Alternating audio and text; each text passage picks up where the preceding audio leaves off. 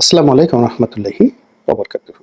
সম্মানিত দর্শক, ভারতে যে সকল আওয়ামী লীগ নেতৃবৃন্দ, বিশেষ করে শীর্ষ নেতৃত্ব রয়েছেন, তারা মাঝে মধ্যেই মিডিয়াতে এসে যখন কোনো কথা বলছেন, অমনি সেই কথাগুলো ভাইরাল হয়ে যাচ্ছে। শেখ হাসিনা টেলিফোনে কার সঙ্গে কথা বললেন, সেটি নিয়ে বাংলাদেশের মানুষ খুবই মাতামাতি করছে। বহুদিন পর জনাব ওবায়দুল কাদের তিনি আবির্ভূত হলেন এবং দুটো গণমাধ্যমের সঙ্গে, একটা ভারতীয় এবং আর একটা কানাডার। সেখানে তিনি তার মতো কথা বললেন, সারা বাংলাদেশ তাকে নিয়ে উত্তেজিত। আওয়ামী লীগের একজন মন্ত্রী জনাব সমরেজল করিম, তিনি ইংল্যান্ডে বসে একটা বক্তব্য দিলেন কিভাবে তিনি বাংলাদেশ ছেড়েছেন, এবং তার সেই বক্তব্যকে কেন্দ্র করে সারা বাংলাদেশ উত্তাল, পক্ষে বিপক্ষে, ইচ্ছাই হোক অনিচ্ছাই হোক আমরা আলোচনা করছি, শুনছি। এর বাইরে জনাব মহিবুল হাসান চৌধুরী তিনি বক্তব্য দিয়ে যাচ্ছেন, মানুষ শুনছে। এবং সর্বশেষ যেটা, সেটা হলো জনাব আসাদুজ্জামান খান কামাল, সাবেক স্বরাষ্ট্রমন্ত্রী। তো কামাল সাহেব এটি সাক্ষাৎকার দিয়েছেন একজন সাংবাদিককে, ভারতীয় সাংবাদিক। এটিকে অনেকটা পডকাস্ট, মানে ওনার কোনো ভিডিও ফুটেজ ছিল না, উনি অডিও ফুটেজে কথা বলছেন, ভয়েসে কথা বলেছেন। কিন্তু তার সেই ভয়েস নিয়েও বাংলাদেশে যথেষ্ট আলোচনা হচ্ছে, এবং খুবই যাকে বলা হয় গুরুত্বের সঙ্গে সে সকল আলোচনা সরকারি মহলে, বেসরকারি মহলে এবং একই সঙ্গে জনগণের মধ্যে আলোচিত হচ্ছে। জনাব আসাদুজ্জামান খান কামাল সাবেক প্রধানমন্ত্রী শেখ হাসিনার খুবই ঘনিষ্ঠ, বিশ্বস্ত এবং বাংলাদেশের ইতিহাসে সবচেয়ে দীর্ঘ সময় স্বরাষ্ট্র মন্ত্রণালয়ের দায়িত্বে নিয়োজিত একজন ব্যক্তি। এবং সবচেয়ে বড় ব্যাপার হলো যে তাকে কেউ কখনো এই স্বরাষ্ট্র মন্ত্রণালয়ের চেয়ারে বসে রাগ হতে দেখেননি, কখনো তিনি কারোর সঙ্গে দুর্ব্যবহার করেননি। তারপরে ওই চেয়ারে বসলে মানুষের রাগে চোখ দুটো গোলগাল হয়ে যায়, হাত উঁচু হয়ে যায়, যাকে তাকে হুমকি ধামকি দেওয়া অভ্যাসে পরিণত হয়ে যায়। তো সেই জায়গাগুলোতে তিনি ছিলেন একেবারে ধীর স্থির শান্ত। তার বাসভবনটি ধানমন্ডিতে, সরকারি বাসভবন, সেই বাসভবনে সবাই যেতেন, সারা রাত সেখানে মেলা বসত। প্রধানমন্ত্রী তাকে যে দায়িত্বগুলো দিতেন, বিশেষ করে হেফাজত থেকে শুরু করে বিভিন্ন আইন শৃঙ্খলার সাথে সম্পৃক্ত যে সকল বিষয়াদি রয়েছে, সেখানে রাজনীতি হোক, অর্থনীতি হোক, যা কিছু দায়িত্ব দিতেন, তিনি সারা রাত জেগে জেগে সেখানে তিনি তাদের সঙ্গে সেই বৈঠক করতেন, এবং সবাই মোরাললেস তার ব্যাপারে খুশি ছিলেন। একদিন দেখলাম যে রাত 2টোর সময় দেখা করার জন্য হেফাজত ইসলামী বাংলাদেশের অনেক নেতা তারা তার বাড়ির সামনে অপেক্ষা করছেন এবং খুশি মনে। এরপর আবার দেখলাম যে তাবলিগ জামাতের যারা নেতৃবৃন্দ রয়েছেন, তারা দল বেঁধে অফিসে যাচ্ছেন, আবার অনেকে দল বেঁধে তার বাসায় যাচ্ছেন। তো দল বেঁধে বাসায় যাচ্ছেন এবং কথা বলতে বলতে বলতে বলতে দেখা গেল যে অনেক রাত হয়ে যায়। তো অনেক রাত হওয়ার পরেও কিন্তু তিনি ধৈর্য হারা হননি কারোর প্রতি। তারপর পুলিশ কর্মকর্তা যারা আছেন, তারা তো সেখানে নিজেদের বাড়িঘরই বানিয়ে ফেলেছিলেন, সেখানে যেতেন। তো মোরাললেস এরকম একটা মন্ত্রণালয় তিনি সুদীর্ঘকাল চালিয়েছেন। সেখানে ঘুষ, দুর্নীতি, অন্যায়, অনিয়ম তিনি যতদিন ক্ষমতায় ছিলেন ততদিন পর্যন্ত আসেনি। এটা তার কৌশল হতে পারে, এটা তার বুদ্ধিমত্তা হতে পারে, অথবা তিনি আসলেই সৎ হতে পারেন। কিন্তু তিনি চলে যাওয়ার পর তার বিরুদ্ধে অনেকগুলো বদনাম মার্কেটে আছে, এটা অস্বীকার করার উপায় নেই। তিনি কারণ বাজার থেকে চাঁদা গ্রহণ করেছেন, পুলিশের নিয়োগ বদলিতে তিনি টাকা নিয়েছেন, তার একটা সিন্ডিকেট ছিল, এবং তার একজন এপিএস ছিলেন, যার কারণ বাজার একটা অফিস ছিল, সেখানে বসে তিনি এরকম লেনদেন করতেন। এই সকল ক্ষমতা থেকে চলে যাওয়ার পর তা আমাদের দেশের একটা চরিত্র হলো যে মানুষ যখন ক্ষমতাধর থাকে তখন তাকে দেবতার মতো শ্রদ্ধা করে, আর ক্ষমতা থেকে চলে যাওয়ার পর তাকে লোকজন যে যেভাবে পারে অপদস্থ করে, অপমান করে এবং তার বিরুদ্ধে বদনাম রটনা করে। এখন জনাব আসাদুজ্জামান খান কামাল তিনি অসংখ্য মামলার আসামি। শেখ হাসিনা, ওবায়দুল কাদের এবং জনাব কামাল, এই তিনজনের প্রতি জুলাই আগস্ট বিপ্লবের যারা অধিকর্তা, তাদের নিদারুণ ক্রোধ রয়েছে, ক্ষোভ রয়েছে। ফলে কি হলো, জনাব কামাল তিনি যত সুকৌশলে তিনি তার মন্ত্রণালয় চালিয়েছেন, তার চেয়েও কৌশল অবলম্বন করে তিনি যেভাবে নিরাপদে ভারতে চলে যেতে পেরেছেন, এটা অন্যান্য স্বরাষ্ট্রমন্ত্রীর জন্য একটা যাকে বলা ব্যতিক্রম ধর্মী উদাহরণ। যারা অতীতে ছিলেন তারা যদি মরে গিয়ে থাকেন, তারা সেখানে গিয়ে জনাব কামাল সাহেবের এই কৌশলকে স্মরণ করতে পারেন। এর কারণ হলো বাংলাদেশে যারা স্বরাষ্ট্রমন্ত্রী হয়েছেন প্রায় সবাই জেলে গেছেন, সবার জীবনই অভিশপ্ত হয়ে পড়েছে, সবাই মার খেয়েছেন। অতীতে আপনি জানেন যে মোহাম্মদ নাসিম স্বরাষ্ট্রমন্ত্রী ছিলেন, বিএনপির যারা যারা ছিলেন, সেই আব্দুল মতিন থেকে শুরু করে আর অনেকে, এই যে লুৎফুজ্জামান বাবর, আলতাফ চৌধুরী, মানে সবার জীবনে কিন্তু তছনছ হয়ে গেছে। এই একজন ভদ্রলোক তিনি জীবনের শেষ দিন পর্যন্ত দাঁড়িয়েছিলেন আর এখন পর্যন্ত তিনি দাঁড়িয়ে আছেন। আমি ব্যক্তিগতভাবে তাকে চিনতাম, এর কারণ হলো পার্লামেন্টে আমরা পাশাপাশি বসতাম। আমার সিটের ঠিক এক সিট আগে তিনি বসতেন। তো আমাদের সঙ্গে কথা হতো, ভাব বিনিময় হতো। তিনি আগের থেকে ধীর স্থির এবং মানুষকে সম্মান করা ওই সময়টাতে তার একটা অভ্যাসে পরিণত হয়েছিল। আমরা বয়সে নবীন ছিলাম, দুরন্ত ছিলাম, আর দলের মধ্যে যেহেতু একটা গ্রহণযোগ্যতা ছিল, এই কারণে আমাদের খুব স্পিরিট ছিল। তো এটা দলের অনেক শীর্ষ যারা নেতৃত্ব, আওয়ামী লীগ বলেন, বিএনপি বলেন, জামাত বলেন, যাদের দলের শীর্ষ নেতৃত্বের সঙ্গে একটা ভালো সম্পর্ক থাকে তাদেরকে সবাই তোয়াজ এবং তদবির করে। তো যার জন্য আমারও ওই জিনিসটার সুযোগ হয়েছিল, অনেকেই তোয়াজ তদবির করতেন। তো সেই দিক থেকে জনাব কামাল সাহেব উনি এরকম ছিলেন না।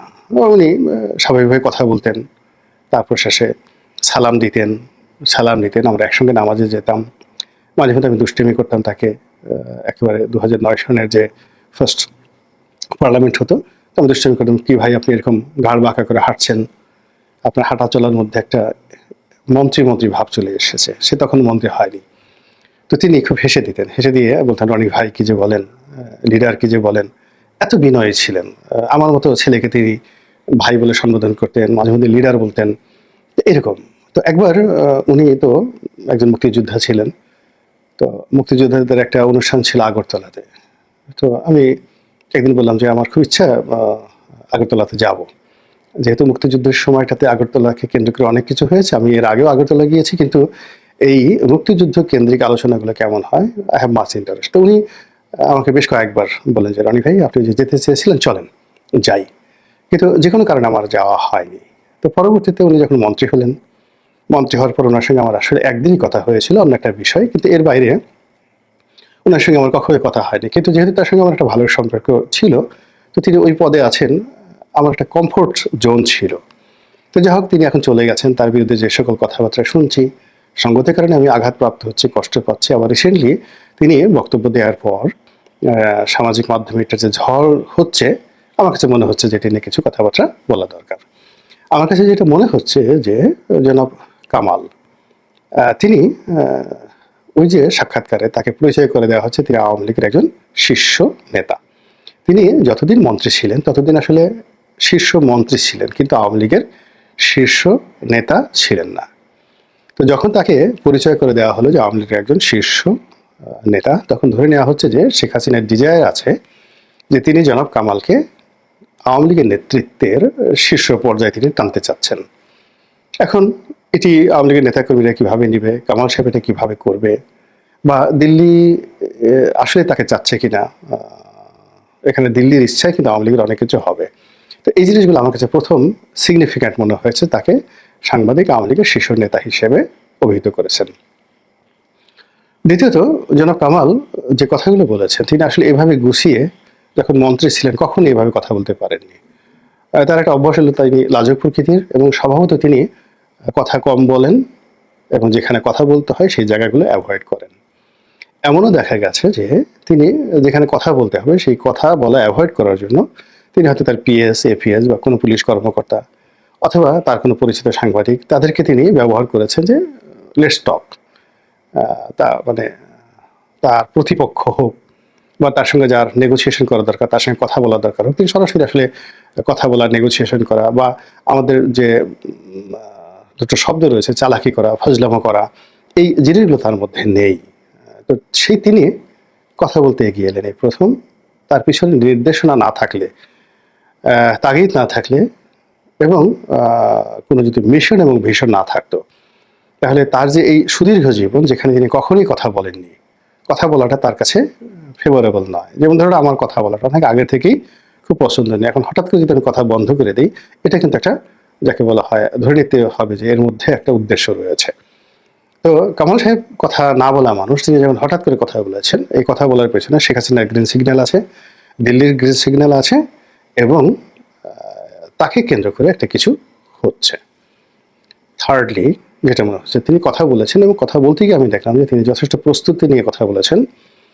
তারপর তার কথা ছিল পয়েন্টিভ। তারপর তিনি অনেকগুলো বিষয় খুব সুকৌশলে এড়িয়ে গিয়েছেন। অনেকগুলো বিষয় যেটাকে বলা হয় রিগ্রেট, জিনিসগুলো ভালো নয়, সেই জিনিসগুলো তিনি খুব সুকৌশলে সেগুলোকে মোকাবেলা করেছেন। অনেক বিষয়ে নিজেকে, দলকে রিনোভেট করার চেষ্টা করেছেন, এবং তিনি যে আগামীর একজন নেতা সেটাকে প্রমাণ করার জন্য যে ধরনের কমান্ডিং ভয়েস দরকার, যে ধরনের দূরদর্শী বক্তব্য দরকার, যে ধরনের অথরিটিয়ান কর্তৃত্ববাদ দরকার, ঠিক ওইরকম একটা কর্তৃত্ব তিনি তার সেই বক্তব্যে তুলে ধরেছেন। কিন্তু আমার কাছে একেবারে সর্বশেষ এই ভিডিওর যে বিষয়টি খুব অ্যালার্মিং মনে হয়েছে, সেটি হলো তিনি বলেছেন যে বাংলাদেশ এখন যে অবস্থা চলছে, সে অবস্থা থেকে রেহাই পাওয়ার জন্য, দলের জন্য অর্থাৎ আওয়ামী লীগের জন্য, এবং একই সঙ্গে দেশবাসীকে মুক্ত করার জন্য দরকার হলে যুদ্ধ করবেন তিনি। আওয়ামী লীগ যুদ্ধ করবে এবং অস্ত্র হাতে ডাইরেক্ট আরেকটি মুক্তিযুদ্ধ করবেন। যেমন ৭১ সালে মুক্তিযুদ্ধ হয়েছিল, সেই মুক্তিযুদ্ধটা চলে গেছে আবার পাকিস্তানের হাতে বা অন্য কোনো শক্তির হাতে। তো কাজেই তাদের বিরুদ্ধে যুদ্ধ করার জন্য আবার তারা প্রস্তুতি নিচ্ছেন। তো এটা যখন জনাব আসাদুজ্জামান খান কামালের বক্তব্য আমরা শুনলাম পডকাস্টে, ঠিক সেই সময়টাতে দেখলাম যে বেশ কয়েকটি ফটো কার্ড ব্যবহৃত হয়েছে। সেখানে বলা হচ্ছে যে জনাব আসাদুজ্জামান খান কামাল বাংলাদেশে আছেন কি। আমি পড়ি নাই, আমি শুধু দেখেছি RTV বা কোনো একটা টেলিভিশনের জন্য এরকম একটা ফটো কার্ডে দেখানো হচ্ছে যে তিনি হয়তো এখন বাংলাদেশে আসছেন বা আছেন এরকম। কিন্তু আমরা এর আগে জানি যে তিনি কলকাতাতে আছেন, সেখানে তিনি নিরাপদে আছেন, এবং বেশ কয়েকটা ছবিও দেখেছি। তো তিনি যদি বাংলাদেশে এসে থাকেন, এর মধ্যে আবার ভারত থেকে প্রচারও করা হচ্ছে যে শেখ রেহানাও বাংলাদেশে আছে। তো নানা কিছু মিলিয়ে আওয়ামী লীগকে যেভাবে ভারত ম্যাটারালাইজ করছে, যেভাবে আওয়ামী লীগের মধ্যে নেতৃত্ব তৈরি করার চেষ্টা করা হচ্ছে, যেভাবে আওয়ামী লীগের মধ্যে বিভিন্ন রকম ওয়েব তৈরি করে হিট অ্যান্ড হার্ট এই নীতি অবলম্বন করে তাদেরকে একটা যুদ্ধের দিকে ঠেলে দেওয়া হচ্ছে। এবং এই কাজটি যদি ভারত করে চাণক্য নীতি অনুসারে, এবং ৭১ ভারত যে কাজ করেছে, তারা যদি আবার এসে 25 সনে 26 সনের সেই কাজটি তারা করার চেষ্টা করে, তাহলে এটি আমাদের জন্য নিঃসন্দেহে একটা, মানে যাকে বলা হয়, একটা নতুন এরা তৈরি হবে। আমরা এখনো জানি না যে ভবিষ্যতে আমাদের জন্য আসলে কি অপেক্ষা করছে। একদিকে আমেরিকার ঝনঝনানি, অন্যদিকে মায়ানমারের ঝনঝনানি, অন্যদিকে আরাকান আর্মির ঝনঝনানি, পাহাড় অশান্ত, শিলিগুড়ি করিডোরের ওপাশে ভারতীয় সৈন্য সমাবেশ, এর মধ্যে আবার আসাদুজ্জামান খান কামাল সাহেবের যুদ্ধের হুমকি। মহান আল্লাহ ভালো জানেন, তিনি আমাদের সবাইকে হেফাজত করেন এবং হেদায়েত দান করেন। আসসালামু আলাইকুম ওয়া রাহমাতুল্লাহি